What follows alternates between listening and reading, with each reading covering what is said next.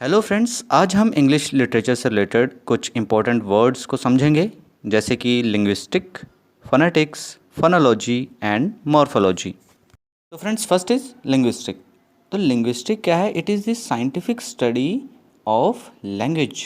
किसी भी लैंग्वेज की साइंटिफिक स्टडी, उसे हम लिंग्विस्टिक कहते हैं दोस्तों।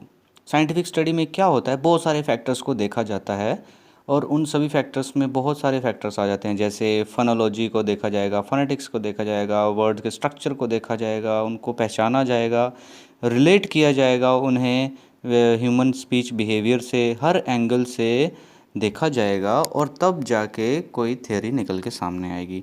और दोस्तों, ये जो साइंटिफिक स्टडी करने वाले होते हैं, ये होते हैं लिंग्विस्ट, मतलब जो मास्टर होते हैं अपनी लैंग्वेज में, जिसको उस भाषा का अच्छे से ज्ञान होगा, वही इन स्टडीज़ को आगे करते हैं, साइंटिफिक स्टडीज़ को। Friends, we will talk about phonology. Phonology को आप क्या कहेंगे? आप समझिए ध्वनि प्रक्रिया। ये एक सब फील्ड है लिंग्विस्टिक्स की, जिसका कंसर्न है with the way sounds function with in a given language. किसी भी दी हुई लैंग्वेज में जिसकी स्टडी चल रही है, उसमें जो साउंड्स हैं उनका क्या फंक्शन है। और सब फील्ड दोस्तों, सब फील्ड से आप समझिए ये एक ब्रांच है लिंग्विस्टिक की, या अनदर एरिया है, या जहाँ पे रिसर्च की एक प्रक्रिया है, अनदर सेक्टर कह लीजिए। तो फोनोलॉजी एक तरह की सब फील्ड है लिंग्विस्टिक की। एग्जाम्पल ले लीजिए, जैसे sit, stand, zig zag, pop up, top up. तो इसमें सिट स्टैंड में आप कोई टी वर्ड की जो साउंड है, ध्वनि है, उसको अलग अलग से कैसे समझेंगे। जैसे सिट फिर स्टैंड, पहले सिट फिर स्टैंड, पॉप अप, पी का जो साउंड है उसको देखिए। तो इसकी स्टडीज़ को फोनोलॉजी कहा जाएगा कि in what way the sound function in the given language. Next is phonetics. तो दोस्तों, ये क्या है? जो स्पीच साउंड्स हमने अभी समझी हैं, उनको किस तरह से रिप्रेजेंट किया जाएगा रिटन सिंबल्स में। एक ऐसा सिंबल दिया जाएगा कि कोई भी उस सिंबल की साउंड को पहचान के उसको प्रोनाउंस कर सकता है सही से।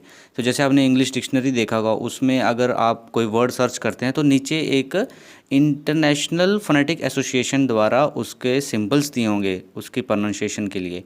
तो दोस्तों, इसे कहते हैं फोनेटिक्स। ये देखिए एग्जांपल, इसमें आप ये समझिए, जो यहाँ पे मैं हाईलाइट कर रहा हूँ, आप इसको देखेंगे तो समझ जाएंगे। Next and last is morphology. तो दोस्तों, ये क्या है? The study of the formation of words. किस तरह से वर्ड्स फॉर्म होते हैं, उनका स्ट्रक्चर क्या है, कैसे बनते हैं। जैसे एग्जांपल के लिए लीजिए, आप परफिक्स एंड सफिक्स की बात करते हैं। तो जैसे ये लिंग्विस्टिक में हमने सबसे पहले लिंग्विस्टिक को समझा था, तो उसमें लिंग्विस्ट का मतलब है जो आदमी अपनी लैंग्वेज का मास्टर है, ठीक है। तो लिंग्विस्ट के आगे आईसी जब जुड़ जाएगा तो इसे हम कहेंगे सफिक्स। तो इस तरह से एक नया वर्ड बन गया, तो ये वर्ड फॉर्मेशन हो गई। एंड अगर प्रीफिक्स की बात करें, तो जैसे यहाँ पे ये अनस्टेबल है, जैसे स्टेबल एक वर्ड है और उसके पीछे अन लगा दिया। अन का अपना कोई मीनिंग नहीं है, लेकिन ये जब ये स्टेबल के साथ जुड़ जाएगा प्रीफिक्स के रूप में, तो इसका एक मीनिंग आएगा, एक नया वर्ड बन जाएगा।